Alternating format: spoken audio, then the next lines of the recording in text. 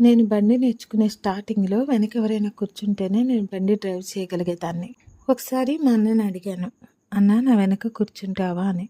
సరే అన్నాడు. నేను బండి స్టార్ట్ చేశాను. కొప్పల దాకా వెళ్ళిన తర్వాత, "అన్నా వెనక్కి తిప్పమంటావా" అని అడుగుతున్నా. నాకు ఆన్సర్ రాలేదు. వెనక్కి తిరిగి చూస్తే వెనక అన్న లేడు. చాలా భయమేసింది. చాలా భయపడుతూ వెనక్కి తిరిగి ఇంటికొచ్చాను. నేను ముందు వెళ్ళింది ఎంత దూరమో వెనక్కొచ్చినప్పుడు కూడా అంతే దూరం. అదే రోడ్డు, అదే బండి, అదే నేను.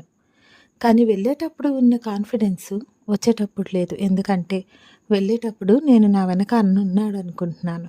వచ్చేటప్పుడు ఎవరూ లేరని నాకు అర్థమైంది. మన జీవిత ప్రయాణంలో కూడా చాలాసార్లు మన కంటికి కనిపించేదాన్ని మనము అనుభవించే వాటినే నిజమని నమ్ముతాము.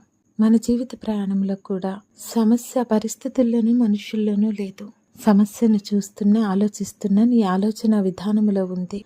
ఆ సమస్యలో దేవుడున్నాడు, దేవుడు చూస్తున్నాడు, దేవుడు నిర్ణయం తీసుకుంటాడు, దేవుడు నా మేలు కొరకు సమస్తము సమకూడి జరిగిస్తాడన్న నమ్మకం నీకుంటే నీ ఆలోచన విధానం వేరుగుంటుంది.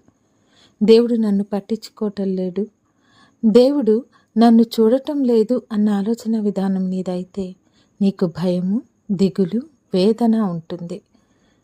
దేన్ని కోరుకుంటున్నావు నువ్వు? నెమ్మదైన జీవితాన్ని కోరుకుంటే నిజాన్ని చూడు. ఆయన నీతో ఉన్నాడన్నది నిజం. భయపడాలనుకుంటే, భయముతోనే జీవించాలనుకుంటే అబద్ధాన్ని నమ్ము. ఆయన నిన్ను పట్టించుకోడన్నది అబద్ధం. ప్రియదేవుని బిడ్డ, నిజాన్ని నమ్ముదాం, ధైర్యంగా జీవిద్దాం, గెలుస్తూ బ్రతుకుదాం.